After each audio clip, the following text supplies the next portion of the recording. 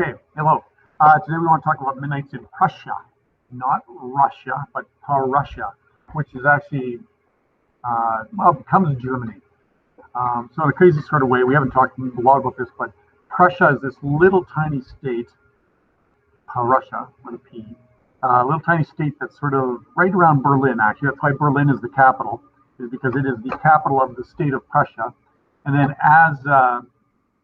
as it grows, it slowly absorbs a few more German states, and they slowly get them all to work together. They form a confederation and eventually a union and an empire. And then the king of Prussia becomes the emperor of all of Germany. And so what we think of as Germany today was essentially established by Prussia. And Prussia is this little, got a reputation historically as being like the most militaristic place in all of Europe. So if you ever wonder why there's two world wars coming out of, with Germany at the center of it all, part of that is because the Prussian heritage is just like warfare, warfare, warfare.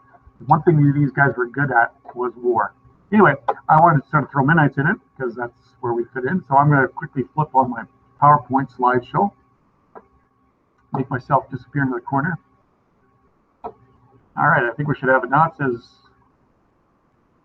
there we go. Okay, midnights in Prussia, peace at a price. What we're going to talk about is, as maybe the same thing happened in Holland and the Netherlands as well, but for the sake of brevity, we haven't talked much about it. But when the Knights moved to Prussia, they've got to make some concessions to stay alive. If you think about the Martyrs' Mirror and all the stuff that was going on there, when they were in the Martyrs' Mirror, they didn't concede anything. They didn't give in. They just stayed true to their faith and their beliefs. They're very stubborn people. And as a result, a whole bunch of them died, and it was very difficult to sort of be Anabaptist. You're always on the run and whatever. And you can imagine that people eventually sort of said, like, boy, I'd like not to have to do that all the time. And so when Prussia shows up and gives them some opportunities, as did the Netherlands, Holland, people took it, and they were thankful for it. So they found some places where they could live if they agreed to certain things, like certain conditions. So that's part of what we're going to talk about today. So anyway, I'm going to go first slide. Probably a little blurry for you, but take a look at it anyway. If you can look in the top left-hand corner, I don't know if you can see my mouse, I'll wave it around here a little bit. Right under where it says Growth of Brandenburg, that is actually Denmark, all right? And so the Netherlands is just to the left of that.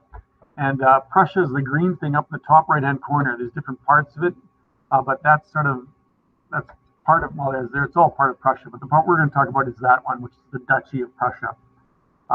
And that's where the Midnights are going to move to, all right? This is from 1600, so this would be just, it's before Martyrs' Mirror has actually even been created, so it's not a safe place to be in the Netherlands yet. They're looking for safe places to go.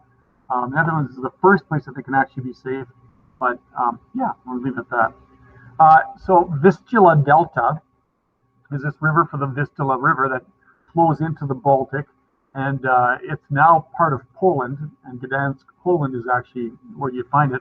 And that's where the Midnights settled. So you can kind of see the arrow sort of shows where it flashes over or whatever. And the little dots are places where Midnights were settled. So, yeah, I mean, you can talk to Mr. Hummel. He's got some relatives from around there, too. Okay. Why do Midnights end up in the Vistula Delta? And there's a couple of them, but the number one reason that you need to know, and I asked the question up top because it's a good test question, is like, why are Midnights ending up here? Number one, they are asked to come there. They don't just sort of move there and it's like, oh, shoot, what do we do with all these Midnights? They're asked to come there. And they're not asked specifically as Midnights. They're asked as Dutch people who know how to drain swampland. So I don't know if you know anything about Netherlands, but most of Holland is underwater. Even now, like if the dikes break, half the country floods. In fact, in World War II, the Germans actually deliberately broke some of the dikes and flooded half the country. One of the reasons why the Dutch don't like the Germans much. So yeah. So anyway, so the Dutch knew how to drain swamplands, and the Vistula Delta, this river area there, whatever, was huge swampland. So most people don't want to move to a swamp. I mean, apart from Shrek, it sucks, right? In fact, the malaria that was there, and there was malaria in this swamp, killed almost half the Midnights that moved there. So it's a nasty place to go. But once they've drained it and gotten rid of that, then they get better and it all starts to go. And then actually you find out that swampland's actually really good land once you've sort of settled it all out. So the Midnights do that. They're invited because they know how to drain it, so they actually know how to sort of create windmills and all that kind of stuff. Excuse me.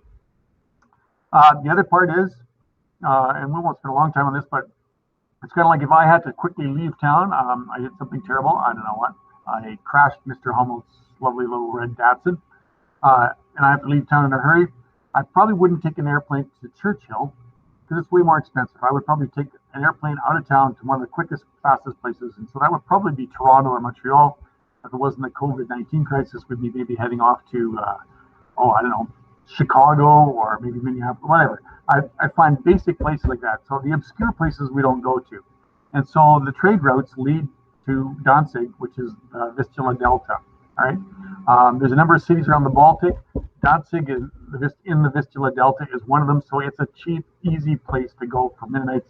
They can get there relatively inexpensively, and they're invited there because they know how to drain a swamp. So that's great. What's the next one? It says here, Mennonites remained in this area until World War II.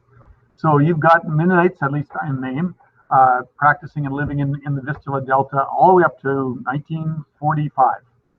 And when the Russians come through, everybody that can possibly move runs from them and just gets in wagons and carts and walks. And you had a stream of people just panicking and moving along.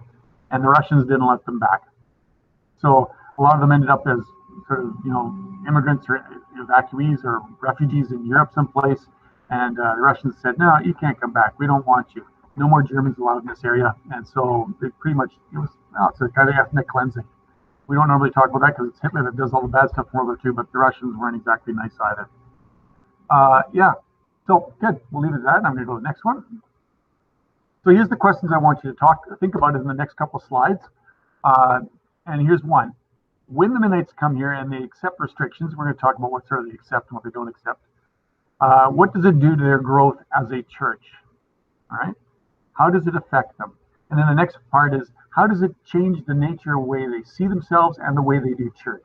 Because those restrictions do that. They start to shape Mennonites into sort of a different group than the ones we were reading about in Martyr's Mirror. Still some pretty serious connections, but they're different. All right, so first thing, here's some of the restrictions, and this would be a lovely question. What restrictions are placed on Mennonites during their experience? Okay, there we go. So, number one, you want to stay Mennonite, you got to marry a Mennonite. It's not because they really like Mennonites being this pure group or whatever, but it's just because they didn't want them to spread through marriage. They didn't want them marrying non-Mennonites and then having a whole bunch more Mennonites kicking around. So it was like, you want to stay Mennonite? You think that's important to you? You better marry another Mennonite. The minute you married somebody who was non-Mennonite, male or female, whatever, your kids were no longer considered to be Anabaptist Mennonites.